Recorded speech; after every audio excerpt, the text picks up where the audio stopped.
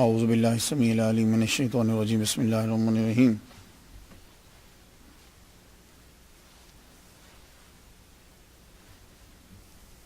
اعوذ باللہ السمیع العلیم من الشیطان الرجیم بسم اللہ الرحمن الرحیم۔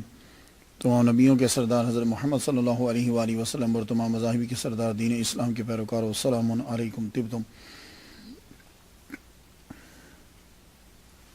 حضرت رحمت میربی آج کی گفتگو جو ہے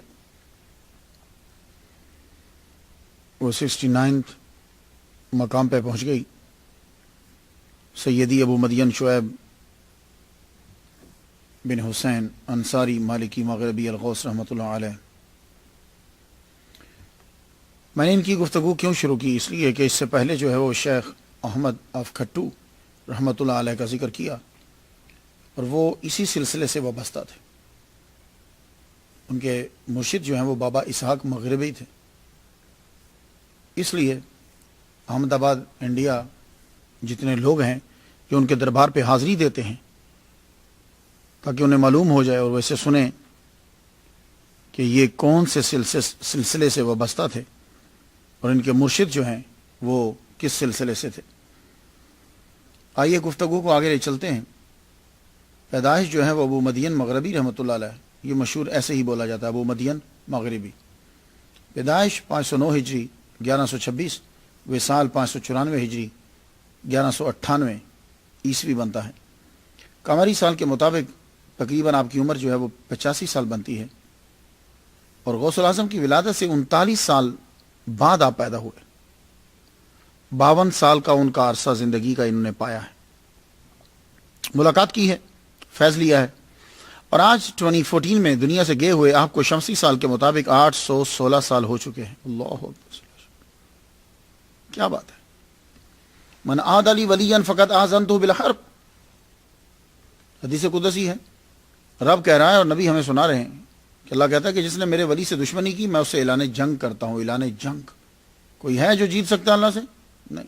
تو اس لیے خوش نصیب ہیں وہ لوگ کہ جو اولیاء کی سٹوریز کو سن رہے ہیں، اپنی عقیدت کا اظہار کر رہے ہیں، فاتحہ پڑھ رہے ہیں۔ کیوں خوش نصیب ہیں؟ اس لیے کہ وہ اللہ تعالیٰ کے دوستوں سے محبت کر رہے ہیں، اور اگر دشمنی کریں گے تو پھر وہ اللہ تعالیٰ سے جنگ کا اعلان کر رہے ہیں۔ ابو مدین، آئیے نام پہ تھوڑی سی گفتگو ہو جائے۔ سیدی، یہ جو سیدی ہے یہ آج کل بھی لیٹر لکھنے سے پہلے عربی کے اندر جب لیٹر لکھا جاتا ہے تو سیدی لکھتے ہیں، جیسے آپ اردو میں جناب لکھتے ہیں۔ سیدی عزت کے لیے بھی کہا جاتا ہے، مرتبے کے لیے کہا جاتا ہے، اور واقعی ابو مدین مغربی سے پہلے جو سیدی ہے، آپ کو سیدی عام لوگوں نے نہیں بلکہ بہت بڑے جید علماء کرام نے آپ کو سیدی کہا۔ علامہ شرانی رحمۃ اللہ علیہ، محی الدین ابن عربی رحمۃ اللہ علیہ، اور مراکش کے صوفیاء کرام اور آج کے لوگ بھی آپ کو سیدی کہہ کر پکارتے ہیں۔ تو سیدی کا معنی جناب بھی ہوتا ہے اور ہمارے سردار بھی ہوتا ہے۔ اس کے بعد ابو مدین ہے۔ یہ جو ابو کا لفظ ہے، یہ ابو کا معنی دو ہوتے ہیں، ایک معنی ہے اور ایک مراد لیا جاتا ہے۔ ابو کا معنی باپ ہوتا ہے، اصل معنی اس کا باپ ہی ہے۔ جیسے آدم علیہ السلام کے لیے کہا جاتا ہے کہ ابو الابا، باپوں کے باپ۔ حضرت ابراہیم علیہ السلام کے لیے کہا جاتا ہے ابو الانبیاء، نبیوں کے باپ۔ حضور صلی اللہ علیہ وآلہ وسلم کے لیے کہا جاتا ہے ابو الارواح، روحوں کے باپ۔ تو اسی طرح ابو کا معنی والا بھی ہوتا ہے، جیسے ابو تراب، مٹی کا باپ نہیں، مٹی والا۔ ابو ہریرہ، بلیوں والا، وہ بلی پالتے تھے تو بلی کا باپ نہیں کہیں گے، بلی والا۔ اسی طرح ابو حنیفہ، حنیفہ کہتے ہیں دوات کو، عراق والے دوات کو حنیفہ کہتے تھے۔ امام اعظم نعمان بن ثابت رحمۃ اللہ علیہ، آپ کے مدرسہ کے اندر 400 دواتیں جو ہیں وہ پرماننٹلی ہوتی تھی۔ تو چونکہ آپ کے مدرسہ میں دواتیں زیادہ تھی اور لکھنے پر زور دیا جاتا تھا، اس لیے آپ کو ابو حنیفہ، وہ استاد جو دواتوں والا ہے، یعنی جس کے مدرسے میں بہت ساری دواتیں ہیں۔ تو ابو کا معنی سمجھ گیا آپ؟ ابو کا معنی والا ہوتا ہے، ابو کا معنی باپ ہوتا ہے۔ تو اب ابو مدین جو ہے یہ بھی ہو سکتا ہے کہ اس کا معنی والا بھی ہو اور باپ بھی اس کا معنی یہاں ہوتا ہے۔ ابو مدین، مدین کا باپ۔ تاریخ یہ کہتی ہے کہ آپ کا ایک بیٹا ہے جس کا نام مدین ہے، مصر میں ان کی قبر ہے، شیخ عبد القادر دشتوتی کی مسجد کے پاس، شہر کی دیوار کے باہر مشرقی سائڈ۔ تو تو ابو مدین، مدین کا باپ، جیسے اکثر علماء کرام جو آپ نے دیکھا ہوگا کہ وہ ابو لکھواتے ہیں ساتھ. جیسے میرے والد گرامی طالب حسین شاہ رحمۃ اللہ علیہ اپنے نام کے ساتھ ابو المختار لکھتے تھے. میرا نام مختار ہے. تو ابو مدین، مدین کا باپ، یا یہ بھی ہو سکتا ہے کہ ابو مدین، مدین والا، مدین قبیلہ بھی ہے. وَإِلَىٰ مَدْيَنَ أَخَاهُمْ شُعَيْبًا، شعیب علیہ السلام اسی قبیلے سے تھے. تو یہ مدین کون ہے؟ یہ حضرت ابراہیم علیہ السلام کا جو تیسرا بیٹا ہے نا، جو کتورا سے تھے، ان کی جو نسل ہے وہ مدین کہلاتی ہے، کیونکہ ان کا نام مدین تھا. تو ابو مدین، مدین کا باپ، مدین والا. قطب الاقطاب، آپ کو یہ لقب جو ہے، محی الدین ابن عربی رحمۃ اللہ علیہ فرماتے ہیں کہ آپ کو اللہ تعالیٰ نے مقام قطبیت سے سرفراز فرمایا دنیا سے جانے سے پہلے 1 گھنٹہ یا 2 گھنٹہ پہلے. اللہ اکبر جل شان. یہ قطب الاقطاب اور مقام قطبیت کیا ہوتا ہے، میں 66 نمبر پر اسے بیان کر چکا ہوں. آپ کے نام کے ساتھ مالکی لگتا ہے. یہ مالکی کون ہے؟ جیسے آپ حنفی ہیں یا کچھ شافعی ہوتے ہیں، اسی طرح مالکی بھی ہیں جو امام مالک رحمۃ اللہ علیہ کی فقہ کو فالو کرتے ہیں، ان کے فتاوی کو، اسے مالکی کہتے ہیں. امام مالک 33 نمبر پر میں انہیں بیان کر چکا ہوں. ان کے ایک شاگرد نشید تھے یحییٰ بن کثیر بن واسلاس بن شملل بن منقایہ. انہوں نے موطا امام مالک سے 14 مرتبہ ان کے سامنے سنائی. انہیں پھر یہ اندلس گئے، وہاں جا کے انہوں نے تبلیغ کی. اس کے بعد عیسیٰ ابن دینار ہیں جنہوں نے دیار مغرب کے اندر امام مالک کی فقہ کو پہنچایا. تو اس لیے آپ کو اسپین کے اندر، اندلس کے اندر، افریقہ کے مالک، ان جگہوں میں آپ کو مالکی مذہب زیادہ نظر آئے گا ان 2 کی وجہ سے. تو اسپین میں ہی، اشبیلیہ کے اندر ہی پیدا ہوئے ابو مدین مغربی. تو اس لیے آپ نے بھی وہی فقہ اختیار کی جو وہاں مشہور تھی. اس کے علاوہ ایک نیا نام جو ہم سنتے ہیں، ابو مدین مغربی. یہ مغربی جو ہے یہ کیا ہے؟ مغرب کا رہنے والا. عرب کے لوگ، پرانے عرب والے جو ہیں، وہ Libya, Algeria, Spain, Morocco, Tunisia, Italy اور موریتانی، ان کو وہ مغرب کہتے تھے. تو چونکہ آپ بھی پرانے اشبیلیہ، اسپین میں کنتنیانا میں پیدا ہوئے، اس لیے آپ کو مغربی جو ہے وہ کہا جاتا ہے. ایک اور ٹائٹل جو ہے وہ آپ کو دیا گیا، بہت بڑا مقام ہے یہ، بہار الولایت المحمدیہ فی مناقب اعلام صوفیہ. زبردست کتاب ہے، پڑھیے گا آپ اسے. 50 صوفیہ کا تذکرہ اس کے اندر ہے، مصر سے چھپی. ڈاکٹر محمد ابو یزید المہدی نے یوں نام لکھا ہے: قطب الاقطاب شیخ الشیوخ العارف الشہیر والغوث الکبیر سیدی شعیب بن حسین الانصاری اندلسی المعروف ابو مدین مغربی رحمۃ اللہ علیہ. آپ نے ابو مدین کو عارف کہا ہے. تو اولیاء کے اندر یہ بھی ایک مقام ہے تصوف میں، عارف. طبقات الکبریٰ میں علامہ شرانی جو ہیں جلد پہلی صفحہ 132 پہ فرماتے ہیں کہ عارف کا درجہ بدل سے زیادہ ہوتا ہے. یہ بدل کیا ہے؟ آپ نے ابدال تو سنا ہوگا نا. ہاں، یہ ابدال کی واحد ہے. تو بدل ایک کو کہتے ہیں. تو آپ کہتے ہیں کہ بدل سے زیادہ ہے، کیونکہ بدل آسمان سے زمین تک پرواز رکھتا ہے اور عارف عرش سے تحت سرا تک پرواز رکھتا ہے. اس کی پرواز اونچی. مختلف اولیاء نے عارف کی تعریف مختلف کی ہے. حضرت جنید بغدادی فرماتے ہیں کہ عارف اسے کہتے ہیں کہ سخی ایسا ہو جیسا بادل ہوتا ہے اور عاجز ایسا ہو جیسی زمین ہوتی ہے. الغوث، یہ غوث ہونا ولایت میں سب سے بڑا مقام ہے. امام شرانی فرماتے ہیں کہ قطب اور غوث یہ اکابر اولیاء جو ہوتے ہیں یہ ہیں، ان میں ان کا شمار ہوتا ہے. محی الدین ابن عربی کے نزدیک غوث اور قطب جدا جدا ہوتے ہیں. سید اشرف جہانگیر سمنانی رحمۃ اللہ علیہ فرماتے ہیں کہ اگر غوث اور قطب کا وجود نہ ہو تو دنیا زیر و زبر ہو جائے. تو ابو مدین جو ہیں یہ الغوث بھی ہے. ان کی ملاقات شیخ عبد القادر گیلانی رحمۃ اللہ علیہ سے مینا میں ہوئی. یہ غوث ہیں اور وہ غوث اعظم. امام یافعی رحمۃ اللہ علیہ فرماتے ہیں، امام یافعی رحمۃ اللہ علیہ نے یوں کہا ہے کہ ابو مدین شیخ مغرب ہیں اور عبد القادر گیلانی رحمۃ اللہ علیہ شیخ مشرق ہے. ایک اور ٹائٹل آپ کو دیا گیا امام الصدیقین. یہ ٹائٹل حضرت خضر علیہ السلام کی طرف سے عطا ہوا. انہوں نے بتایا، علامہ عبد الوہاب شرانی رحمۃ اللہ علیہ نے نقل کیا کہ شیخ ابو الحجاج فرماتے ہیں کہ انہوں نے شیخ عبد الرزاق سے سنا کہ 580 میں اس وقت ابو مدین مغربی رحمۃ اللہ علیہ کی عمر جو ہے وہ 80 سال کے قریب تھی. حضرت خضر علیہ السلام سے ملاقات ہوئی تو میں نے ان سے پوچھا کہ حضرت ابو مدین مغربی کے بارے میں آپ کا کیا خیال ہے؟ کہنے لگے وہ امام الصدیقین ہیں اس زمانے کے. اللہ اکبر جل شان. اللہ تعالیٰ نے حجاب قدس کی چابیاں ان کو عطا فرما دی. بلندی آدمی کو جو ملتی ہے، ہم جانچتے ہیں کہ یہ آدمی بہت بلند ہے تو اس کے لیے جانچنے کے کئی ذرائع ہوتے ہیں. ان میں سے ایک ذریعہ یہ ہوتا ہے کہ دیکھا جائے کہ تذکرہ خیر جو ہے، ذکر خیر کن کن لوگوں نے کیا ہے.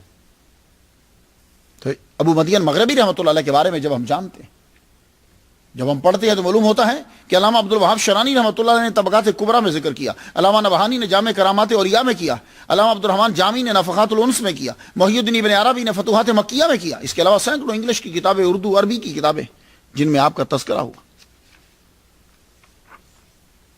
تو اس لیے یہ جو کہا جاتا ہے نا کہ یہ صوفیہ صرف پاکستان، انڈیا اور بنگلہ دیش کے اندر ہی ہیں، اور بھائی ابو مدین مغربی انڈیا بنگلہ دیش کے نہیں ہیں. مصر کے اندر کتابیں ان پہ لکھی جا رہی، عربی میں کتابیں لکھی گئی ان کے اوپر. اب ہم جاننا چاہیں گے یہ کون سی ہستی، کیا حالات ہیں ان کے. ہمارا من تو یہ چاہتا ہے کہ جس ہستی کے بارے میں جاننا چاہے دروازے پہ کھڑے ہو کر ہر چیز جانیں، لیکن کیا کریں کہ ابتدائی حالات جو ہیں وہ نظر نہیں آتے. جب وہ شہرت کی بلندیوں پہ پہنچے تو لوگوں نے بس ان سے سیکھنا چاہا، یہ پیچھے کیا تھا توجہ نہیں دی. آپ کے والد گرامی کا نام حسین ہے، متوسط طبقے سے تھے، دھاگا بنتے، کپڑے بنتے، دھاگا بازار میں بیچتے. حسین نساج، متوسط طبقہ، غریب، نہ دولت نہ شہرت، پیشے کے لحاظ سے ایک عام خاندان. شاید پاکستان میں ہوتے تو لوگ ان کو نچلی ذات کا بولتے، لیکن نہیں، اللہ کے ہاں ذاتیں نہیں دیکھی جاتی، اخلاص دیکھا جاتا ہے. اور جنہیں لوگ کچھ نہیں سمجھتے انہیں وہ بہت کچھ بنا دیتا ہے. حسین نساج اشبیلیہ کے گاؤں میں رہتے تھے. کنتن میں آپ کے ہاں ایک لڑکا پیدا ہوا 509 ہجری میں، نام رکھا شعیب، مگر زندگی نے وفا نہ کی. حسین نساج دنیا سے چلے گئے. آپ کی پرورش کا ذمہ، جب آپ کے والد گرامی دنیا سے چلے گئے تو آپ کی پرورش کا ذمہ آپ کے بھائی نے لے لیا، میں پالوں گا. لیکن اس نے ساری خوشیاں، خواہشات، آرزویں، سکون، ہنسیاں، کھیل، سب کچھ بچے کا گروی رکھ لیا. کام کرو، دھاگا بننا سکھایا، کپڑا بیچنا سکھایا، اور فارغ وقت میں جاؤ جا کے بکریاں چراؤ. ابو مدین مغربی بھی فرماتے ہیں، میں جب کبھی بازار سے گزرا کرتا تھا، میں کسی کو قرآن مجید پڑھتے ہوئے دیکھتا، رک جاتا، میں اس کا قرآن سنتا، میرا من چاہتا میں بھی اس طرح قرآن پڑھوں، لیکن میرا بھائی مجھے داخل نہ کرواتا. ہو سکتا ہے اگر وہ نرمی سے پیش آتا تو ابو مدین مغربی وہ نہ بنتے جو تھے. بعد میں کہتے ہیں کہ ایک دن میں نے ٹھان لی مجھے قرآن پڑھنا ہے، گھر سے بھاگے. گھر سے جب بھاگے تو بھائی نے پکڑ لیا. بھائی نے جب پکڑ نیزے کو سینے کے اوپر رکھتے ہوئے کہنے لگا، آئندہ تم بھاگے تو میں تمہیں قتل کر دوں گا. اب تم بھاگے تو میں تمہیں قتل کر دوں گا. کہنے لگے پھر میں بکریاں چرانے لگ گیا، کام کرنے لگ گیا. ایک مرتبہ پھر میں تہجد کے وقت کیا ہوا، میں گھر سے بھاگ گیا، پیدل چل پڑا. سورج اور راستہ میں نے چینج کر لیا، ابھی سورج نکلا ہی تھا کہ بھائی نے مجھے پکڑ لیا. پکڑ کے اس نے تلوار نکالی. اب پتہ نہیں وہ مارنا چاہتا تھا کہ نہیں، لیکن میں نے زمین سے اپنے بچاؤ کے لیے ایک لکڑی اٹھائی، لکڑی اٹھا کر میں نے تلوار پہ ماری، تلوار کے ٹکڑے ہو گئے. اللہ اکبر جل شان. تلوار جب ٹوٹ گئی بھائی کا ارادہ بھی ٹوٹ گیا، آپ کا ارادہ مضبوط ہو گیا. بولا جاؤ میں نہیں روکتا، اب جاؤ تم. یہ آسمانی اشارہ، جاؤ میں تمہیں نہیں روکتا، پڑھو. تو کتاب التصوف الی رجال التصوف کہتے ہیں کہ میں 3-4 روز تک میں چلتا رہا، سمندر کے کنارے پہ پہنچا. وہاں میں نے ایک خیمہ دیکھا. خیمے میں ایسے میں اندر دیکھنا چاہتا کیا ہے، دیکھا ایک بزرگ بیٹھے ہوئے، بڑے نورانی چہرے. میں ان کے پاس اندر چلا، میں اندر گیا، مجھے بیٹھا لیا انہوں نے پاس. میں نے اپنا سارا بتایا، مجھے بھوک لگی ہوئی تھی. انہوں نے ایک رسی کے آگے نیل، کیل باندھ کے یوں پھینک دیا. پھینکا، جب کھینچا تو ساتھ اس کے ایک مچھلی لگی ہوئی تھی. کیا لگے وہ سیک دے کے بھنی مجھے کھلائی. 1 دن 2 دن 3 دن 3 دن گزر گئے تو تیسرے دن مجھے 3 دن جب گزر گئے تو چوتھے دن مجھے پاس بٹھا کے کہنے لگے تم واپس شہر چلے جاؤ اور علم سیکھو اور جانو، اور یہ جان لو کہ بنا علم کے اللہ تعالیٰ کی عبادت نہیں ہو سکتی. واپس جاؤ. کہتے ہیں کہ پھر میں اشبیلیہ آیا. میں نے یہاں کچھ پڑھا، اس کے بعد میں تنجا میں پڑھا، پھر میں سبتا گیا، سبتا میں نے علم حاصل کرنے کے لیے استاد کو پیسے دینے کے لیے میں نے مچھلیاں بھی پکڑی، ان کو بازار میں بیچا، کچھ پیسے ملے، پھر پڑھا، پھر وہاں سے میں مراکش چلا گیا۔ مراکش جا کر میں نے کیا کیا کہ میں نے وہاں جا کر ریجیمنٹ کو جوائن کر لیا، فوج کو جوائن کیا۔ کون سی فوج؟ وہ گروپ کے جو شہر کی حفاظت کرتے تھے، سٹی کی حفاظت کرتے تھے، ان کے ساتھ معاہدہ ہوا۔ لیکن جب مجھے کوئی تنخواہ ملتی تو کیا ہوتا کہ وہ چوری کر لیتے، جتنے بیچ میں لوگ تھے۔ میں بڑا ان سے تنگ آ گیا۔ آخرکار جب معاہدہ ختم ہوا میں نے اسے چھوڑ دیا۔ اس کو چھوڑنے کے بعد، مراکش کو چھوڑنے کے بعد کہنے لگے میں فیض چلا گیا، جسے فاس کہتے ہیں۔ فزاز کا یہ مختصر ہے، اور یہ ایک بربری قبیلے کا نام ہے، اور آج بھی فزاز ایک قصبہ ہے۔ تو کہتے ہیں میں فاس جب گیا، اور یہ فاس آج یہ مراکو کا تیسرا بڑا شہر ہے، یہاں علم تھا۔ اور اگر آپ آج جائیں تو آپ کو ٹینریز میں یہ نظر آئے گا، یہاں مشہور ہے اس کے بارے میں۔ آپ جب پڑھنے کے لیے اس شہر میں گئے تو اس وقت المراود یعنی المرابطون کا چراغ گل ہو رہا تھا، تو الموحدون کا سورج جو ہے وہ طلوع ہو رہا تھا۔ 1147 کا دور ہے یہ۔ تو اس حساب سے میری تحقیق یہ ہوئی کہ آپ جب اس شہر میں پڑھنے کے لیے گئے تو آپ کی عمر جو ہے وہ تقریباً 21 سال تھی جب آپ فاس میں پہنچے۔ آپ نے یہاں پڑھنا شروع کیا۔ ابو الحسن علی بن غالب القرشی، ابو عبداللہ دکاک، ابو الحسن علی بن ہرزہم، ان سے آپ نے پڑھا۔ خوب پیاس بجھائی، جو کتابوں میں تھا وہ پڑھ لیا۔ حدیث پڑھی کہ محدث کہلوائے، فقہ پڑھی امام مالک کی کہ امام مالک کی فقہ کے امام بن گئے، عربی ادب پڑھا اور اس دور کے پائے کے خطیب اور ادیب بن گئے۔ آپ نے جس علم کو شروع کیا اس میں کمال حاصل کیا، اور آپ کے پڑھنے کا طریقہ بھی بڑا نرالا تھا۔ جو آپ سبق لے لیتے، سبق لینے کے بعد آپ چلے جاتے پہاڑی کے اوپر، زلاغا پہاڑی پہ چلے جاتے، وہاں جا کر اس کو اپنی زندگی کے اوپر پریکٹس کے اندر لاتے، اس کو جو آپ نے پڑھا ہوتا۔ اللہ اکبر جل، پھر اور سبق لے جاتے، پھر چلے جاتے۔ آپ نے بہت کچھ پڑھا، پھر اس کے بعد آپ نے اپنا رخ تصوف کی طرف موڑا۔ کہنے لگے تصوف کے لیے میں نے غزالین تصوف جو ہے، امام غزالی کا تصوف، اس کے ماہر حسن بن ہرزہم سے میں پڑھا، میں نے ان سے پڑھا، اور ان سے ہی میں نے خرقہ بھی لیا۔ تو یوں لگتا ہے کہ جیسے یہی آپ کے پیر و مرشد بھی یہی فرماتے ہیں۔ پھر تو علم کے دروازے کھلتے گئے، حقائق واضح ہوتے گئے، آگے سے آگے، آگے سے آگے۔ اور اس دور کے تمام تصوف جتنے تھے سلاسل میں نے پڑھا ہوں۔ غزالی تصوف پڑھا، قشیری تصوف پڑھا، نوری تصوف پڑھا، محاسبی تصوف پڑھا، سب پڑھا۔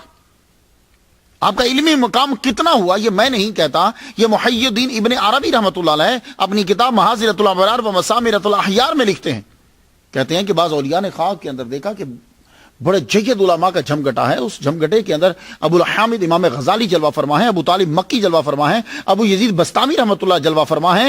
اور اس میں گفتگو جب ابو مدین مغربی رحمۃ اللہ علیہ کے علم کے بارے میں چل پڑی، مقام کے بارے میں چلی، تو ابو الحامد پوچھنے لگے محبت کیا ہے اور معرفت کیا ہے، ذرا اس پہ گفتگو ہو جائے۔ تو اتنے جید علماء کی موجودگی کے اندر محبت، یہ لفظ میم کے اوپر پیش نہیں ہوتی، میم کے اوپر زبر ہوتی ہے۔ محبت اور معرفت کے اوپر جب آپ بیان کرنے لگے تو سن لیجئے، فرماتے ہیں المحبت مرکبی والمعرفت مذہبی والتوحید اصل وما سواہ فرع وهو غایت المقامات ونہایت الاحوال۔ کمال کے خطیب تھے ابو مدین مغربی رحمۃ اللہ۔ یہ شیخ احمد کھٹو رحمۃ اللہ علیہ کے دربار پہ جانے والوں ذرا یہ بھی سن لو وہ کس سلسلے میں تھے۔ آپ کمال کے خطیب تھے۔ اذا ظہر الحق لم يبق ما غیرہ ما وصل الى صریح الحریۃ من علیہ من نفسہ بقیۃ۔ کیا بات ہے، تصوف میں بڑا اعلیٰ مقام آپ کو پھر ملا۔ آپ نے علوم پڑھنے کے بعد تصوف کی طرف دھیان دیا، غزالی، محاسبی، قادری، قشیری، حتیٰ کہ ملامتی، نوری، سب پڑھ ڈالے۔ لیکن فرماتے ہیں کہ تسلی کب ہوئی اور تصوف میں عبور کب حاصل ہوا؟ جب میں حضرت ابو یعزا رحمۃ اللہ علیہ سے جا کر ملا، تب جا کر عبور حاصل ہوا۔ اور ابو یعزا کے متعلق کیا فرماتے ہیں سن لیجئے۔ کہتے ہیں کہ حضرت ویسے کرنی سے لے کر انشاءاللہ نیکسٹ انہی کا بیان کروں گا میں انشاءاللہ، اپنے زمانے تک اولیاء کے قصے پڑھے مگر حضرت ابو یعزا سے زیادہ حیران کن نہ تھے۔ اور فرماتے ہیں کہ تصوف کی کتب پڑھی مگر احیاء العلوم سے زیادہ پر اثر کوئی نہ تھی۔ یہ امام غزالی کی لکھی ہوئی کتاب ہے، آپ بھی پڑھیے، گھر میں رکھا کریں۔ ابو یعزا سے ملاقات کیسے ہوئی؟ ابو مدین جو ہیں جب تصوف کی طرف توجہ دی تو کئی صوفیاء کے حلقوں میں آپ گئے، ان سے سنتے، غور کرتے، واپس زلق پہاڑی پہ چلے جاتے، کہتے ہیں کہ مگر بات آگے نہیں بڑھ رہی تھی، کافی عرصہ گزر گیا۔ ایک روز مجھے حضرت ابو یعزا کے متعلق معلوم ہوا کہ ان کا علم ظاہری اور علم باطنی کمال کا ہے۔ کہنے لگے پھر میں نے کیا کیا کہ چند دوستوں کو لیا، ابو مدین مغربی رحمۃ اللہ جی زبردست خطیب، علامہ، امام، لوگ جانتے تو تھے، اور آپ کا ایک اپنا طریقہ تھا، آپ نے سارا کچھ چھوڑ کے تصوف کی طرف دھیان دیا۔ تو چند جماعت لوگوں کی جماعت بنائی اور چل پڑے جو آپ کے چاہنے والے تھے۔ حضرت ابو یعزا رحمۃ اللہ علیہ کی خانقاہ میں جب داخل ہوئے تو آپ نے سب نے ان کو سلام کیا، آپ نے جواب دیا، ابو مدین کی طرف توجہ نہیں دی۔ کھانا جب تقسیم کیا سب کو کھانا دیا، ان کو نہیں دیا۔ ایک دن، 2 دن، 3 دن گزر گئے، بھوکے، نہ توجہ، نہ بات، نہ کلام، کوئی شے نہیں۔ تہجد کے وقت آپ رو پڑے، بڑے روئے، 3 دن گزر گئے، صبح چوتھا دن ہے، آپ اتنا روئے، کہنے لگے کوئی بات نہیں ہے، اگر ابو یعزا میری طرف توجہ نہیں دیتے تو میں ایسا کرتا ہوں کہ میں جا کر اس جگہ کو، جس جگہ پہ وہ بیٹھتے ہیں، میں اس جگہ کو چوم لیتا ہوں جا کے۔ آپ اس جگہ کو چومنے کے لیے گئے تو آنکھوں کے آگے پردہ، یعنی آنکھیں دیکھی نہیں رہی، بینائی چلی گئی، روئے، بہت روئے، ساری رات روتے گزر گئی۔ صبح جب فجر کی نماز پڑھی تو حضرت ابو یعزا رحمۃ اللہ علیہ نے آپ کو بلایا، جب آپ کا نام لیا تو آپ بڑے خوش ہوئے، آپ قریب آئے تو حضرت ابو یعزا کا ہاتھ چوما، کہنے لگے حضور مجھے تو کچھ نظر نہیں آ رہا، فرمانے لگے آئے گا نظر۔ یوں ہاتھ پھیرا تو نظر آنے لگ گیا، سینے پہ ہاتھ پھیرا جب تو کہتے ہیں کہ ہر چیز میرے اوپر عیا ہو گئی، اللہ اکبر جل شانہ، اتنے دن سے میں بھوکا تھا، میری بھوک بھی ختم ہو گئی۔ حضرت ابو یعزا نے پھر میری تربیت فرمائی، کہنے لگے جہاد روحی کا حکم ہے، شروع کرو، سیام، دائم، قیام، لازم، اور جاؤ اب حج کرنے کے لیے نکل جاؤ۔ دوران سفر تمہاری ملاقات شیر سے ہوگی، شیر مل جائے تو پریشان نہیں ہونا، جا کر اسے اتنا کہہ دینا تجھے با برکت لوگوں کے نور کا واسطہ ہے، ہٹ جا، وہ بھی تابع ہو جائے گا اور تیرا ڈر بھی ختم ہو جائے گا۔ آپ وہاں سے حج کے لیے روانہ ہو۔ حج پر روانگی ہوئی تو جتنے بھی لسنر رہے میرے، اب تو ماشاءاللہ کافی ممالک سے جو ہی پیج کے اوپر فیس بک پہ جب آتے ہیں ان کے جوابات اور ان کی دعائیں آتی ہیں تو یقین جانیے خوش ہو جاتا ہوں، بھول جاتا ہوں جتنی محنت ہوتی ہے، اور ان کی دعائیں میرے لیے بخشش کا سبب ہے۔ یہ سب لوگ سن لیجیے، اگر آپ کے پاس طاقت ہے تو وَلِلَّهِ عَلَى النَّاسِ حِجُّ الْبَيْتِ مَنِ اسْتَطَاعَ إِلَيْهِ سَبِيلًا، حج کرنا لازم ہے، اور اگر پھر بھی حج نہیں کیا تو وَمَنْ كَفَرَ فَإِنَّ اللَّهَ غَنِيٌّ عَنِ الْعَالَمِينَ، بہت سخت جملہ ہے یہ، حج لازم ہے زندگی میں ایک مرتبہ۔ اب آپ چلے حج کرنے کے لیے۔ اس دور میں حج جو ہے وہ سواریوں کے اوپر ہوتا تھا، پیدل لوگ حج کرتے تھے، کوئی امیر ہوا تو سواری لے لی۔ اب حج کرنے کے لیے نکل پڑے، چند اور لوگ بھی آپ کے ساتھ نکلے۔ ایک جنگل سے گزر رہے ہیں کہ آپ نے ایک بندے کو غمگین دیکھا، فرمانے لگا کیا ہوا؟ کہنے لگا جی وہ ذرا دیکھیے، شیر میرے گدھے کو کھا رہا ہے، یہ گدھا ہی میرا سب کچھ تھا۔ کیا مطلب؟ میں اسی پہ سامان لاتا تھا اور بازار جا کے بیچتا تھا، میں جنگل سے لکڑی اسی کے اوپر لاد کے لاتا تھا، میں سواری بھی اسی پہ کرتا تھا، اب میں کیا کروں؟ فرمانے لگا اچھا رک، آپ سیدھا شیر کے پاس گئے۔ حضرت ابو یعزا کہہ چکے تھے، جا کے اسے کان سے پکڑ لیا، کہنے لگے با برکت لوگوں کے نور کا واسطہ ہے، ہٹ۔ ایک دم سے تابع ہوا، جیسے کتا دم ہلاتا ہے ویسے ہو۔ آپ نے اس کو کان سے پکڑا اور اسے بلایا، کہنے لگے ذرا پکڑ اسے، یہ اب اسی طرح کام کرے گا جیسے تیرا گدھا کام کیا کرتا تھا، اپنا سامان اس کے اوپر لادا کر۔ میں نہیں کہتا، عام کتابیں نہیں کہتی، علامہ شرانی رحمۃ اللہ علیہ فرماتے ہیں کہ مرتے دم تک وہ شیر اسی طرح اس کی غلامی کرتا رہا جیسے اس کا گدھا کام کیا کرتا تھا۔ یہ ہوتے ہیں اللہ کے بندے۔ درخت روشن ہو گیا، رستے میں ایک اور جگہ سے گزرے تو رات کی تاریکی جب ہوئی تو کوئی جانور بولے، قافلے والے ڈر گئے، آپ نے فرمایا ڈرو مت، آپ نے ایک درخت کے نیچے نماز پڑھی، 2 نفل آپ نے ادا کیے، جو ہی آپ نے السلام علیکم ورحمۃ اللہ کہا، یوں چمکنے لگ گیا درخت جیسے شمع چمکتی ہے، لیکن شمع تو اوپر سے چمکتی ہے نا، تو وہ درخت پورا ہی چمکنے لگ گیا جیسے ٹیوب چمکتی پورا۔ آپ نے حج کیا، مینا میں پہنچے، وہاں حضرت عبد القادر گیلانی رحمۃ اللہ علیہ سے آپ کی ملاقات ہوئی، ان کا فیض بھی لیا آپ نے، انہوں نے خرقہ دیا آپ کو۔ غوث پاک سے آپ 39 سال چھوٹے تھے اور تقریباً 52 سال پائے ہیں غوث پاک کی زندگی کے آپ نے۔ اسی لیے علامہ عبد الرحمن جامی نے بیان کیا نفخات الانس کے اندر، علامہ مناوی نے بھی بیان کیا کہ ایک روز آپ نے اپنے سر کے بالوں کے اوپر مہندی لگائی ہوئی تھی اور اصحاب کے ساتھ بیٹھے ہوتے اچانک بول اٹھے، میں بھی ان میں سے ہوں، اے اللہ تجھ کو گواہ بناتا ہوں اور تیرے فرشتوں کو میں نے گواہ بنایا، میں نے سنا اور میں نے مانا۔ کسی نے پوچھا حضور یہ کیا ماجرا ہے، آپ کیا کہہ رہے ہیں؟ کہنے لگے بغداد کے اندر عبد القادر گیلانی نے کہا ہے کہ قدمی حاضی راکبت کل ولی اللہ. اللہ اکبر جل شان. دیکھو افریقہ والے نے بغداد والے کی آواز سن لی، تو اگر افریقہ والا بغداد والے کی آواز سن سکتا ہے تو بغداد والا افریقہ والے کی آواز نہیں سن سکتا.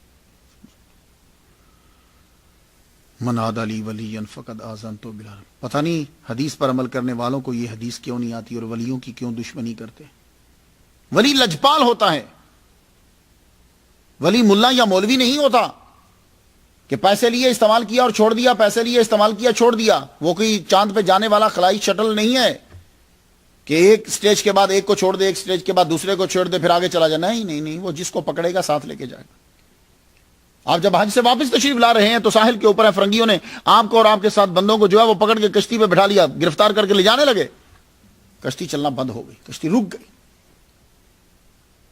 کشتی چل نہیں رہی، باوجود اس بات کے کہ لنگر لگا دیا گیا، کھول دیے گئے، نہیں چل رہی. تو ایک بندہ بیچ میں بولا کہ لگا یہ جو راہب بیٹھا ہوا ہے نا آپ کا ہولیا جو تھا، اس کو نکالو، اس کی وجہ سے جو ہے نا یہ کشتی نہیں چل رہی. آپ کو جب نکالنے لگے تو آپ نے فرمایا نہیں میں نہیں جاؤں گا. اور یہ بات یاد رکھو، یہ میں تمہیں کہتا ہوں کشتی تمہاری چل پڑے گی لیکن میں نہیں نکلوں گا. کہنے لگے کیوں؟ کہا یہ جو میرے ساتھ ہیں انہیں بھی چھوڑو. اب چونکہ انہوں نے خود واپس پہنچنا تھا، انہوں نے ان کو بھی چھوڑا اور ساتھیوں کو بھی چھوڑا. تو ولی لجپال ہوتا ہے، پیسے لے کے چندہ لے کے چھوڑ کے اگلے کی طرف نہیں چلا جاتا. جب آپ نے سارا علم پڑھ لیا، حج کر لی، تصوف پڑھ لیا، آپ کمال تک پہنچ گئے، اب آپ نے سوچا کہ میں کس جگہ پہ اپنا قیام کروں، خانقاہ بناؤں، مدرسہ بناؤں کہ تشنا ہے جو انہیں ان کی پیاس بجھاؤں اور جو کچھ سیکھا ہے وہ میں لوگوں تک پہنچا دوں. تو بجایا کا آپ نے، یہ آج کل اس کا پروننسیشن بجایا کیا جاتا ہے، وہاں آپ نے بجایا میں، بربری میں اس کا پروننسیشن ڈیفرنٹ ہے. بجایا میں یہ الجیریا میں صوبہ ہے اور ضلع بھی ہے، وہاں جا کر آپ نے اپنا مدرسہ بنایا، خانقاہ بنائی. رابطۃ الزیات. آپ کی کتابوں نے، خطابوں نے، شاعری نے دھوم مچا دی. اب لوگ آپ کے پاس پڑھنے کے لیے آتے. آپ پڑھیے گا ان کا قصیدہ، انگلش میں بھی ترجمہ ہے، اردو میں بھی ہے، عربی کے اندر ان کا قصیدہ، قصیدۃ الرائیہ، قصیدہ رائیہ. یہ بتایا گیا کہ مرید کو کیا کرنا چاہیے. آج کل تو ہم صرف اس لیے بات کرتے ہیں ہماری ذرا ٹیکا ہو جائے، ہماری عزت ہو جائے، اس کے علاوہ اور کوئی نہیں. کسی نے کہا جی میرے ایمان کی دعا کیجیے، مجھے کچھ بدنا. ہم اسی بندے کو ڈھونڈتے ہیں جس بندے کے پاس بیٹھنے سے ہمارا ذرا نام ہو. آپ نے کہا ما لذت العیش الا صحبت الفقراء هم السلاطین والسادات والامراء. سنو، فقراء کی صحبت کے علاوہ کہیں خوشی نہیں ہے. یہ ابو مدین مغربی نے کہہ دیا، فقراء کی صحبت کے علاوہ کہیں خوشی نہیں ہے. ہم السلاطین، یہی اصل میں بادشاہ یہ ہوتے ہیں، یہی سردار ہوتے ہیں اور یہی شہزادے ہیں، حاکم یہی ہیں. فصحبہم وتعدب فی مجالسہم وخلی حظک مہما قدموا کورا. ان کی محافل میں رہے، ان کا دوست بن، ان کی محافل میں باادب رہے اور اپنے حصے کو چھوڑ. خود تراسک واستغفر بلا سبب وقم علی قدم الانصاف معتصرا. اپنا سر جھکائے رکھ اور بلا سبب استغفار کرتا رہے. استغفر اللہ استغفر اللہ استغفر. وقدم الجد ونحد عند خدمته عسى يرضاه وحاضرا تكن داجرا. ان کی خدمت میں اخلاص اور شوق دکھا، شاید وہ راضی ہو جائیں صوفیہ فقراء، مگر ان کی ناراضی سے بچ. ففی رداہ رضا الباری وطاعته یرضى عليك وقم من ترکه حذرا. کیونکہ ان کی رضا میں ہی اللہ کی رضا ہے، ان کی اطاعت اللہ کی اطاعت ہے. تجھ پہ وہ راضی ہو جائیں تو پھر وَكُن مِن تَرْكِهِ حَذِرًا، ان کی محفل مت چھو. قوم کرام سجایا حیثما جلسوا یبقى المکان علی آثارہم عطرا. اچھے کردار کے مالک وہ جہاں بیٹھتے ہیں تو ان کے نشانوں سے معطر رہتے ہیں وہ مقام جہاں وہ بیٹھ جاتے ہیں. اللہ اکبر جل شانہ. ثم الصلاۃ علی المختار سیدنا محمد خیر من وفا ومن نظر. صلاۃ چنے ہوئے ہمارے سردار محمد صلی اللہ علیہ وآلہ وسلم پر. ان سب سے بہتر ہیں وہ جنہوں نے اپنے وعدے وفا کی اور قسمیں پوری کی. ہر طرف آپ کے علم اور تصوف کے چرچے، لوگ دور دراز سے آپ کی باتیں سننے آتے.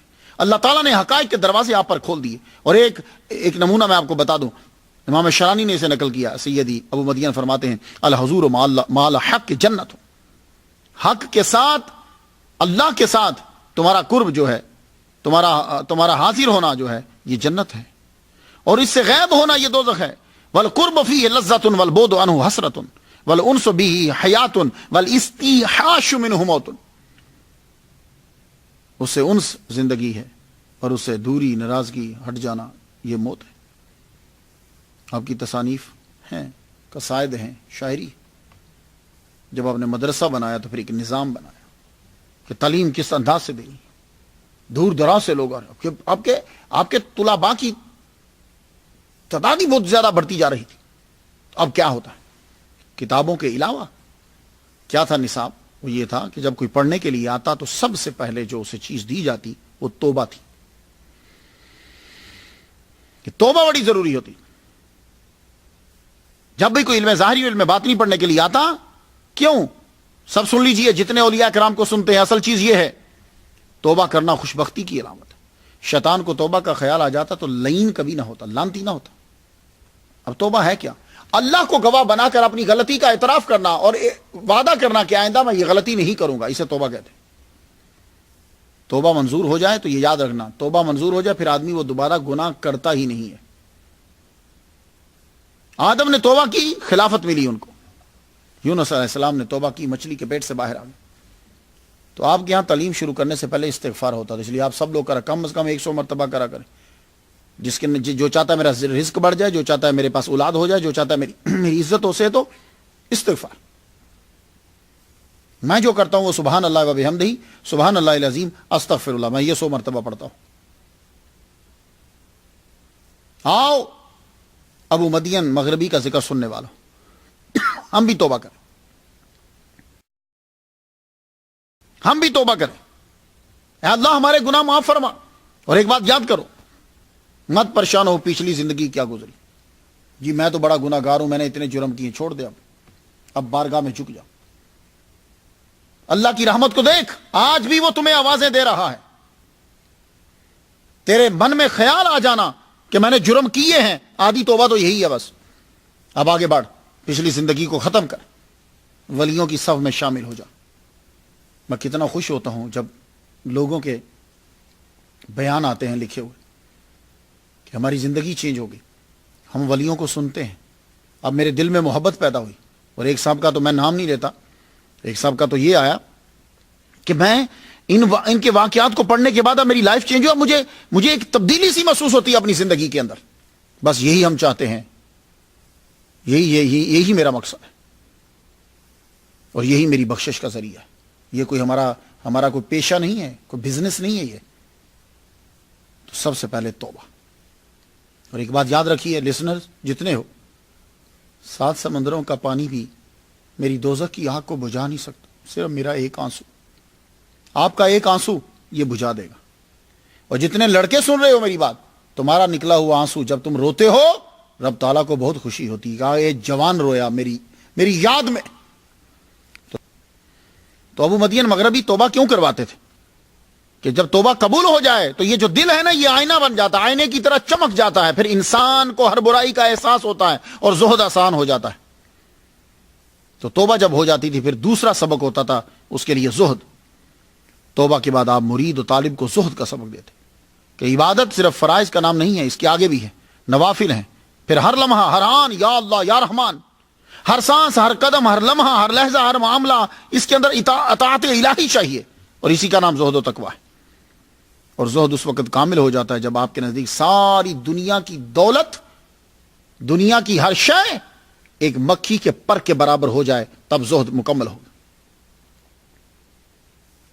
اور واقعی ابو مدین مغربی رحمۃ اللہ علیہ کی نظر میں ساری دنیا کی کوئی حیثیت ہی نہیں تھی، دولت کی حیثیت کچھ نہیں تھی. آپ کو ایک واقعہ بتا دوں، آپ جب بازار جاتے یا کہیں جاتے تو کچھ لوگ آپ کو چیزیں دیتے، آپ رستے میں تقسیم کرتے آتے. اور ایک دور تھا آپ کا کہ اس دور کے اندر آپ نے ایک پہاڑی کے اوپر کچھ جبل کواکب آپ چلا کاٹ رہے تھے. تو جب کبھی آپ کا بازار جانا ہوتا تو لوگ کو چیز دیتے، آپ اسی وقت تقسیم کر دیتے، خالی ہو کر پھر آتے. تو وہاں آپ کو ایک ہرنی آ کر دودھ پلا جاتی تھی، باہر سے کچھ نہیں لیتے تھے. وہ ہرنی دودھ پلا جاتی ہے، آپ کے قریب آتی اور چلی جاتی ہے اور عبادت میں مصروف رہتی. واپس آئے تو ہرنی آئی لیکن قریب نہیں آ رہی. آپ نے بڑی کوشش کی اس کو پکڑنے کی مگر قریب نہیں آئی. آپ بڑے پریشان ہو گئے، چکر کیا ہے، یہ میرے قریب کیوں نہیں آ رہی؟ تو خیال آیا کہ کوئی دنیا کی کوئی چیز میرے پاس ہے. تو چیک کیا تو 1 درہم وہ سکہ وہ پاس تھا، فوراً نکال کے پھینک دیا. اب وہ قریب آ گئی. تو زہد یہ ہے کہ پوری دنیا کی حیثیت تمہاری نظر کے سامنے ایک کچھ بھی نہیں ہو، کچھ نہیں ہو، اس کو استعمال کرو دین کے لیے، دنیا کو. اب یہاں میں ذرا ایک بات عرض کرتا جاؤں. کچھ لوگ یہ سوال کریں گے، یار یہ آپ لوگ کہتے ہو کہ بزرگ کو ہرنی دودھ پلا گئی، فلاں دودھ پلا گیا، یہ ہماری سمجھ میں نہیں آتا. بھائی دیکھو، وائٹ ٹیلز ہرن ہوتا ہے، اس کے اندر بہت زیادہ دودھ ہوتا ہے. بعض اوقات تو ایسا ہوتا ہے کہ اس کے ڈراپس جو ہے نا وہ زمین پر گرتے ہیں، اتنا دودھ اس کے اندر ہوتا. اور جتنے بھی جو بھی دودھ کی اقسام ہیں، جتنے بھی، میں نام نہیں لوں گا، آپ اپنے ذہن میں سوچ لیجئے، دودھ کی جتنی بھی اقسام ہیں ان سب میں سب سے زیادہ فیٹ پتہ ہے آپ کو کس کے اندر ہوتی ہے؟ یہ اسی وائٹ ٹیلز ہرن کے دودھ میں ہوتی ہے. اور اس کے بعد سب سے زیادہ جو ہے وہ ویل مچھلی کے اندر ہوتی ہے. ویل مچھلی کے اندر 34.8% ہوتی ہے. کچھ بات سمجھ میں آئی؟ تو ہرنی کے دودھ کے اندر 19.7% اس کے اندر ہوتی ہے. تو نیوزی لینڈ اس وقت واحد ملک ہے کہ جو ہرنی کا دودھ جو ہے وہ لانچ کر رہا ہے مارکیٹ کے اندر. اس کی چیز، اس کے دودھ کی چیز مارکیٹ میں لانچ کر رہا ہے. لیکن یہ مہنگی بہت پڑتی ہے. $100 کا 1 لیٹر دودھ جو ہے وہ ہرن کا بازار میں منڈی میں بکتا ہے. تو بات کو سمجھ میں، یہ میں آپ کو جدید ریسرچ دے رہا ہوں تاکہ میرے ولیوں پر آپ اعتراض نہیں کرو.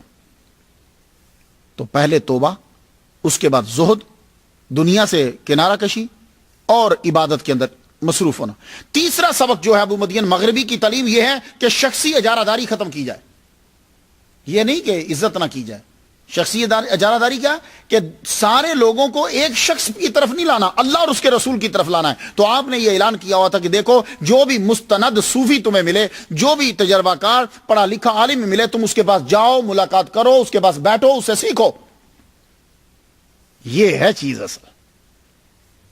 ایک فطری عمل ہے یہ. جب انسان کسی جماعت کا رکن بن جاتا ہے تو پھر جھوٹ بھی بولتا ہے. میں نے خود مشاہدہ کیا ہو، دیکھا لوگوں کو، جو میں جانتا ہوں تو جھوٹ بول رہے ہوتے ہیں. وہ کیوں؟ وہ اب ایک جماعت سے وابستہ ہو گیا. اور بعض اوقات وہ قرآن اور حدیث کو بھی چھوڑ جاتا ہے کیونکہ وہ ایک جماعت کے ساتھ وابستہ ہے. تو ابو مدین مغربی رحمۃ اللہ علیہ نے یہ چیز ختم کی. دیکھا دیکھو، جو مستند صوفی ملتا ہے تمہیں، تم جاؤ اس کے پاس، اس کی خدمت کرو. اور خود آپ کا عمل بھی یہی تھا. آپ ہر بزرگ سے ملے آپ. اس کے بعد چوتھا، احسان. آپ فرمایا کرتے تھے احسان کرو. کچھ لفظ ایسے ہیں ہماری روزمرہ کی زندگی کے اندر ہم ان کو استعمال کرتے ہیں لیکن ایک خاص معنی میں استعمال کرتے ہیں. اسی طرح ایک یہ احسان بھی ہے، اسی طرح عبادت بھی ہے. تو یہ بات یاد رکھیے گا، اخلاق، احسان، عبادت، ان کے مفہوم ہم نے ایک دو لیے ہیں لیکن یہ بہت وسیع المعنی الفاظ ہیں. احسان کا معنی کیا ہوتا ہے؟ احسان کسی بھی عمل کو اور کسی بھی فعل کو یوں ادا کرنا کہ اس میں خوبی اور خوبصورتی اور بھلائی پیدا ہو جائے، اسے احسان کہتے ہیں. ان اللہ، حضور صلی اللہ علیہ وآلہ وسلم کا فرمان علی شان پہلے سن لیجیے. ان اللہ کتب الاحسان علی کل شیء. اللہ تعالیٰ نے احسان ہر چیز کے اوپر لکھ دیا ہے کہ تم نے ہر چیز میں احسان کرنا ہے. اب سنیے قرآن کیا کہتا ہے. ان اللہ یامر بالعدل والاحسان، سورہ نحل میں ہے. اللہ تعالیٰ عدل کا حکم دیتا ہے، احسان کا حکم دیتا ہے. ان اللہ یحب المحسنین، اللہ تعالیٰ احسان کرنے والوں کو پسند کرتا ہے. ادفع باللتی احسن، جب دفاع کرو تو اس میں بھی احسان ہونا چاہیے. وجادلہم باللتی احسن، اور جب جھگڑا کر رہے ہو تو اس میں بھی احسان ہونا چاہیے. ان احسنتم احسنتم لانفسکم، اگر تم احسان کرو گے تو احسان کا فائدہ تمہیں ہی پہنچے گا. تو تصوف کی اس بنیاد کو قرآن و حدیث میں بارہا بیان کیا گیا ہے، احسان. تو احسان کا فائدہ تمہاری ذات کو پہنچے گا. اللہ احسان کو پسند کرتا ہے، بلکہ حکم دیتا ہے کہ تم احسان کرو. دفاع ہو تو احسان کرو، جھگڑا ہو تو احسان کرو، گفتگو ہو اس میں بھی احسان ہو. حتیٰ کہ جب تم کسی دشمن کو قتل کر رہے ہو تو اس میں بھی احسان. حتیٰ کہ جب تم سزا کے طور پر کسی کو قتل کر رہے ہو تو اس میں احسان. حتیٰ کہ جب تم کسی جانور کو ذبح کر رہے ہو گوشت کھانے کے لیے، قربانی کے لیے، تو جانور کو ذبح کرنے میں بھی احسان ہونا چاہیے. اب کچھ بات سمجھ میں آئی کہ احسان کیا ہے؟ احسان یہ ہوتا ہے کہ جو عمل تم کر رہے ہو اس عمل کے اندر خوبصورتی کو پیدا کرو، یہ ہے احسان۔ تو اس لیے کہا جب جانور کو ذبح کرنے لگو تو اس میں بھی احسان ہونا چاہیے، چھری پہلے سے تیز ہونی چاہیے، جانور کو پانی پلا لینا چاہیے، چھری جانور کے سامنے تیز نہیں کرنی چاہیے۔ تو احسان جو ہے یہ ہمارے ہاں ہر جگہ ہے، اسلام میں ہر جگہ۔ تو ابو مدین مغربی رحمۃ اللہ علیہ نے یہ اصول بنا دیا، دیکھو تمہیں احسان کرنا ہے، ہر عمل کے اندر تمہیں خوبی پیدا کرنی ہے، اور اس میں خوبی کیسے پیدا ہوتی ہے وہ کام کرنے جاؤ، لوگوں کے ساتھ جا کے ملو، گوشہ نشینی ہی صرف نہیں، لوگوں سے میل ملاپ بڑھاؤ، ان کے ساتھ ملو، ان کے کام کرو، ان کی خدمت کرو، انہیں دین پھیلاؤ، وہاں پہنچاؤ۔ اسی لیے آپ عوام میں بڑے مقبول ہوئے، آپ کے شاگردوں کی تعداد جو ہے وہ بڑھتی گئی، آپ کے مریدین کی تعداد بڑھتی گئی، حاکم وقت کو پریشانی ہو گئی، علم سے، اخلاق سے، احسان سے، کردار سے لوگوں کو دین کی طرف آپ مسلسل لا رہے ہیں۔ حشرات الارض نے آپ کا اقرار کیا۔ محی الدین ابن عربی ایک واقعہ نقل کرتے ہیں، کہتے ہیں کہ یہ ابو مدین مغربی جو ہیں یہ ان کے پیر و مرشد ہیں۔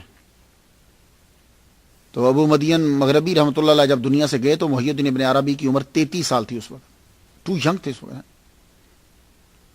تو کہتے ہیں کہ بعض اولیاء تھے اور ساتھ کچھ ابدال بھی تھے۔ یہ ابدال بدل کی جمع، بدل کا معنی ہوتا ہے فیاض شریف۔ ابدال 40 ہوتے ہیں اور ایک جگہ لکھا ہے کہ ابدال 30 ہوتے ہیں۔ تو محی الدین فرماتے ہیں کچھ ابدال ساتھ تھے، جبل کاف کی طرف بڑھے، وہاں ایک سانپ نے پہاڑ کے بہت بڑا اژدہا تھا اور یوں ایسے جیسے ارد گرد اس نے گھیرا ہوا۔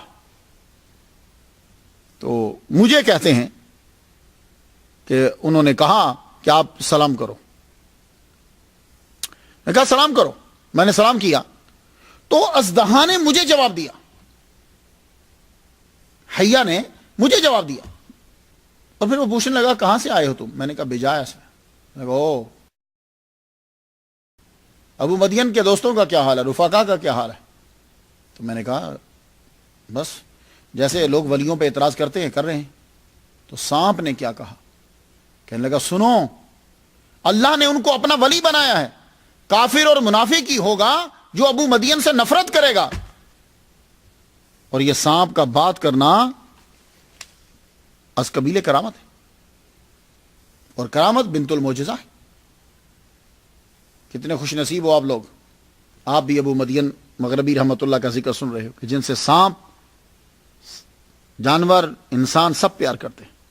کوئی کافر اور منافق ہی ہوگا جو ابو مدین سے محبت نہیں کرے گا۔ اور آج تم ذکر سن کر ابو مدین مغربی سے اپنی محبت کا اظہار کر رہے ہو، اور میں عرض کرنا چاہوں گا آپ سے کہ ضرور فاتحہ ان کے لیے پڑھیے گا تاکہ آپ کا نام ان کے روزے تک پہنچے۔ عاجزی، اور جن جگہوں سے آدمی پھسل جاتا ہے وہ ان میں سے ایک وجہ جو ہے جب پبلک مجمع لوگ ہاتھ چومنے والے، تو ایک دور آیا کہ حضرت ابو مدین مغربی رحمۃ اللہ کے ہاتھ چومنے والے بے تحاشا لوگ عقیدت کے لیے آپ کے ہاتھ کو چومے۔ تو کسی نے کہا ابو مدین تکبر پیدا نہیں ہوا، خیال نہیں آیا کہ اتنے لوگ ہاتھ چومنے والے ہیں اور اتنے دیوانے ہیں؟ کیا جواب دیا یار، بڑے لوگوں کی باتیں کیا بات ہوتی۔ کہنے لگے حجر اسود کو کتنے لوگوں نے چوما ہے، نبیوں نے بھی چوما ہے، ولیوں نے چوما ہے، ابدال غوث اقطاب سب نے چوما ہے، کیا اس کے پتھر ہونے میں کوئی فرق پڑا؟ اسے صحابہ نے چوما ہے، حجر کا حجر ہی رہا، تو میری حیثیت بھی بالکل وہی کیفیت ہے۔ لوگ ہاتھ چومیں جو بزی بولیں، میں رب کے سامنے خود کو ایک ادنا بندہ ہی سمجھتا ہوں، میں ایک ادنا بندہ ہی سمجھتا ہوں۔ لوگوں کا ہاتھ چومنا مجھ میں تکبر پیدا نہیں کرتا۔ یہ فتوحات مکیہ میں، اور اللہ پر توکل، یہ تصوف کے اندر بیس ہوتی ہے۔ سب لوگ جو لوگ مجھ سے سوال کرتے ہیں نا، میں کوشش کرتا ہوں ان کے جواب تقریر کے اندر ہی جاتے جائیں۔ یہ ایک اہم چیز ہے جو توکل، اللہ فرماتا ہے وَعَلَى اللَّهِ فَلْيَتَوَكَّلِ الْمُتَوَكِّلُونَ، توکل بھروسہ کرنے والوں کو اللہ پر بھروسہ کرنا چاہیے۔ بھائی دیکھو زندگی کے اندر آپ کسی نہ کسی پر تو بھروسہ کرو گے، کوئی نہ کوئی تو ہے نا جس پہ بھروسہ کرو، یہ آپ تو کہہ نہیں سکتے۔ اچھا چلو، جس پہ بھروسہ کرو گے وہ آپ کی کتنی چیزیں پوری کرے گا؟ 1 2، اس سے زیادہ تو نہیں کر سکتا نا۔ اور اس کے بعد بھی جب وہ آپ کے کام کرنے لگے گا تو سبب کا محتاج ہوگا، تو ہم کیوں نہ اس ذات پر بھروسہ کریں کہ جو سبب کو پیدا کر دیتی ہے یا رکاوٹ یا تکلیف دینے والے سبب کو نکال دیتی ہے. میری بات آپ سمجھ رہے ہیں؟ ہر چیز سبب سے ہے، وہ سبب کو اسی وقت پیدا کر دے گا اور کوئی سبب پیدا کر نہیں سکتا. اور وہ سبب بعض اوقات جو چیز تکلیف دیتی ہے کسی سبب سے، اللہ اتنی طاقت رکھتا ہے کہ سبب نکال دے. ہائے ہائے ہائے. تو ابو مدین مغربی رحمۃ اللہ علیہ کو رب پہ بڑا ہی بھروسہ تھا. کسی نے کہا آپ کام کیوں نہیں کرتے، حرفت کوئی پیشہ کیوں نہیں اپناتے؟ کیا جواب دیا یار؟ کہنے لگے یار یہ جو مہمان ہوتا ہے، کیا فرمان ہے حضور کا مہمان کے بارے میں؟ تو آپ بھی لوگ سن لیجیے. مہمان 3 دن ہوتا ہے، 1 دن 2 دن 3 دن، 3 دن تک آپ پر لازم ہے اس کی مہمانی کرو. چوتھے دن پھر آپ کو اختیار ہے، کرو تو ٹھیک ہے، نہیں کرو تو اس کو چلے جانا چاہیے. 3 دن تک مہمان ہوتا ہے، یہ حضور کا فرمان عالی شان ہے. تو جب انہوں نے کہا کہ مہمان حضور کا فرمان ہے کہ 3 دن، تو کہتا بھائی ہم تو اللہ کے مہمان ہیں. ابو مدین مغربی رحمۃ اللہ کہنے لگے ہم اللہ کے مہمان ہیں، اس لیے کام نہیں کر رہے. کیوں؟ جواب سنیے. کہنے لگے بخاری اور مسلم میں جو حدیث ہے کہ مہمانی 3 دن تک ہے، تو آپ نے فرمایا میں اللہ کا مہمان ہوں، اور اللہ کے ہاں جو دن ہوتا ہے نا، وہ فرماتا ہے کہ ہر یوم کا الف سنت مما تعدون، جو تم شمار کرتے ہو اس کے 1000 سال کی مثل. 1 دن 1000 سال، تو کم از کم 3000 سال تو بنیں گے نا. تو چلو بھی چلنے دو. کیا بات ہے. کہنے لگے میں رب کا مہمان ہوں. اللہ اکبر جل شانہ. ابو مدین مغربی رحمۃ اللہ علیہ نے جہاد بھی کرا ہے، آپ لڑے بھی، لیکن طریقہ ذرا دیکھیے. ایک جگہ تو میں پڑھتا ہوں کہ واقعی 1187 میں آپ نے بیٹل آف ہچن کے اندر جو پیلسٹائن میں ہوئی تھی، آپ نے جنگلی اس میں حصہ لیا، آپ کا بازو جو ہے وہ زخمی ہوا. لیکن ایک جنگ حضرت سراج رحمۃ اللہ علیہ روایت کرتے ہیں، ابو عباس احمد بن قریشی خزرجی، انہوں نے اپنے پیر شیخ ابو محمد صالح سے سنا کہ آپ نے جنگ میں کس طرح حصہ لیا. کہتے ہیں کہ ایک مرتبہ افریقہ میں فرنگیوں اور مسلمانوں میں جنگ چھڑ گئی. فرنگیوں کا غلبہ ہوتا نظر آیا. شیخ ابو مدین مغربی نے تلوار اٹھائی اور اپنے دوستوں سے کہا چلو. صحرا کی طرف نکل کے ایک اونچا سا ٹیلا تھا، اس کے اوپر جا کے بیٹھے. تو تھوڑی دیر بعد کیا دیکھتے ہیں کہ خنزیروں کا ریوڑ آ رہا ہے. آپ نے تلوار اٹھائی، چھلانگ لگائی اور ان کے اندر گھس گئے. گردنیں اڑاتے جائیں، ٹک ٹک اڑاتے جائیں، گردنیں کاٹتے جائیں، اڑاتے جائیں. ڈر کے کئی بھاگ گئے.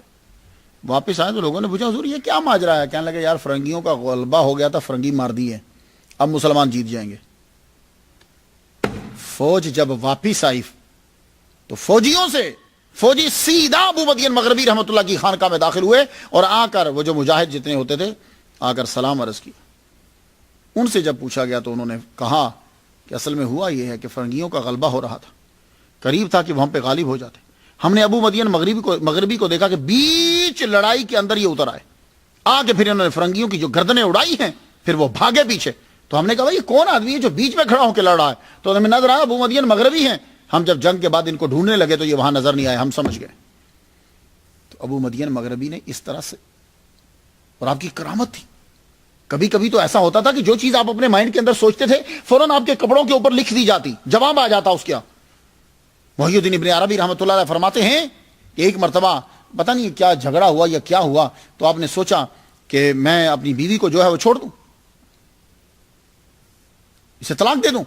فوراً آپ کے دامن کے اوپر لکھا گیا امسک علیک زوجک، نہیں اسے طلاق نہیں دو، اسے روکے رکھو. اللہ اکبر جل شانہ. صوفی وہ ہوتا ہے جو حضور کی پیروی کرتا ہے. یہ سن لو، بتاؤ ان لوگوں کو جو تصوف پہ اعتراض کرتے ہیں اور صوفیہ پہ اعتراض کرتے ہیں، میں آپ کو ابھی تک 69 بیان کر چکا ہوں. انشاءاللہ میری زندگی تک یہ سلسلہ چلتا رہے گا. پڑھو ان کو، یہ عالم ہیں، انہوں نے دین کو پھیلایا اپنے اخلاق سے، اور یہ نبی کے سچے پیروکار ہیں. تصوف ہندوؤں سے عیسائیوں سے لیا ہوا نہیں ہے، میرے نبی کی سنت ہے یہ. کیا حضور صلی اللہ علیہ وسلم نے مسلسل روزے نہیں رکھے تھے؟ کیا یہ مجاہدہ نہیں ہے؟ کیا حضور صلی اللہ علیہ وسلم ساری رات کھڑے نہیں رہتے تھے کہ آپ کے پاؤں زخمی ہو جاتے تھے اور آپ کی پنڈلیاں سوج جاتی تھی؟ تو یہ مجاہدہ نہیں ہے؟ رات کا قیام نہیں ہے؟ کیا حضور صلی اللہ علیہ وسلم غار حرا میں جاتے نہیں تھے، مراقبہ میڈیٹیشن نہیں کرتے تھے؟ تو ولیوں نے کیا الگ سے لے لیا ہے؟ دیکھ لیجیے آپ. اور ان تمام حدیث اور آثار کو پڑھنے کے بعد بھی کیا صوفیہ پہ اعتراض ہے؟ تو آپ یوں تربیت فرماتے. سچا مرید وہ ہے جو ابتدا میں خلق سے بھاگے. سنیے ذرا غور سے، خلق سے بھاگے حق اور پھر حق کو تلاش کرے، جب حق مل جائے تو پھر پلٹ کے پھر خلق سے جا ملے. ہائے ہائے. کیوں حضور صلی اللہ علیہ وآلہ وسلم نے پہلے سب کو چھوڑا، حق تلاش کیا، جب غار حرا میں حق مل گیا پھر پلٹ کے خلق کی طرف چلے. تو آپ کے مریدین کو یہی تربیت ہوتی تھی کہ سوشل لائف اپناؤ، لوگوں سے مل جاؤ. اور آپ نے فرمایا سنو صوفی کون ہوتا ہے؟ صوفی نہ حاسد ہوتا ہے، نہ آنا پرست ہوتا ہے، نہ جاہل ہوتا ہے، نہ بخیل ہوتا ہے، دل کا نرم ہوتا ہے، علم میں کامل ہوتا ہے، اس کی نظر میں سب برابر ہوتے ہیں، کوئی تعریف کرے یا تعریف کرے یا توہین، کوئی عطا کرے یا خطا، پاس رہے یا دور، امیر ہو یا غریب، وہ غمگین نہیں ہوتا کھو جانے سے، خوش نہیں ہوتا کچھ آ جانے سے، حضور کی اطاعت میں رہتا ہے. حیران، یہ ہے اصلی صوفی کی شان. اب دنیا میں جو آتا ہے اسے جانا تو ہوتا ہے. آپ نے بجایا کے اندر تبلیغ کی اور آپ کے ڈسائپلز پھیلے. جو جو وقت گزرتا گیا آپ کی شہرت ہوتی. حاسدین نے حاکم وقت یعقوب منصور کے پاس چغلی کھائی کہ مدین آپ کی حکومت کے لیے خطرہ ہے، اس کے چاہنے والے ہر شہر میں موجود ہیں. آپ کو والی بجایا نے کہا حضور میں آپ کی بے ادبی نہیں کر سکتا، آپ یوں کریں آپ یہاں سے تشریف لے جائیے، میں آپ کو گرفتار نہیں کر سکتا. آپ نے فرمایا ٹھیک. آپ نے وہاں سے جانے کا ارادہ کیا، مریدین آپ کے غصے میں آ گئے، نہیں ہم ٹکر لیں گے، ہم یہ کریں گے. آپ نے فرمایا چھوڑو، ہمیں سیاست سے کوئی غرض نہیں. یہ صوفیہ کرام کیا کرتے ہیں، خود سیاست میں حصہ نہیں لیتے. کیوں؟ اس میں جھوٹ بولنا پڑتا ہے. جاؤ جا کے دیکھ لو، جتنے لوگ شامل ہوئے بڑے بڑے عاشق مصطفیٰ، جتنے بھی لوگ جھوٹ نکلا منہ سے، جھوٹ بولنا یا بات نکلی تو پوری نہ ہوئی. یہ ایک فیلڈ ہی جدا ہے. تو صوفیہ پھر کیا کرتے ہیں؟ صوفیہ یہ کرتے ہیں کہ بادشاہوں کو تبلیغ کرتے رہتے ہیں، تلقین کرتے رہتے ہیں، سیدھا راستہ بتاتے رہتے ہیں اور ان تک پیام پہنچاتے رہتے ہیں، اور لوگوں کو تیار کرتے ہیں کہ وہ ایسے بندوں کو چنیں کہ جو بندے جو ہیں وہ صحیح تعلیم اور صحیح طریقے سے جو ہے وہ بادشاہت کر سکیں. یہ بات یاد رکھیے. آپ نے کہا نہیں ہمیں کوئی ٹکر نہیں لینا بھائی چلو. آپ نے فرمایا نہ وہ ہمیں دیکھ سکے گا نہ ہم اسے دیکھ سکیں. شیخ کی پیروی کرتے ہوئے تمام کے تمام جو ہیں آپ کے ساتھ چل پڑے. آپ کو لے کے جب چل پڑے آپ بہت بوڑھے ہو چکے تھے، بڑے نحیف کمزور ہو چکے، 85 سال آپ کی عمر ہو چکی. وادی یسر میں جب پہنچے تو بیمار ہو گئے، یہاں پڑاؤ ڈالا گیا، بیماری بڑھ گئی. آخری لفظ نکلا اللہ حق حق اللہ، یہ آخری لفظ نکلا آپ کا اور وصال فرما.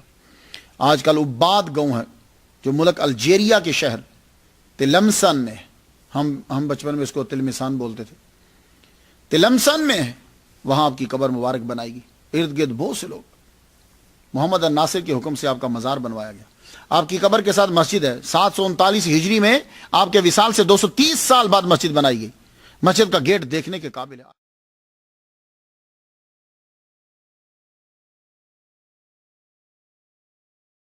آج بھی جائیے، وہ ہے زبردست ہے. کیا بلندی، یوں چڑھتے ہیں جب سیڑھیوں کے اوپر. مینارہ 27.5 میٹر لمبا ہے.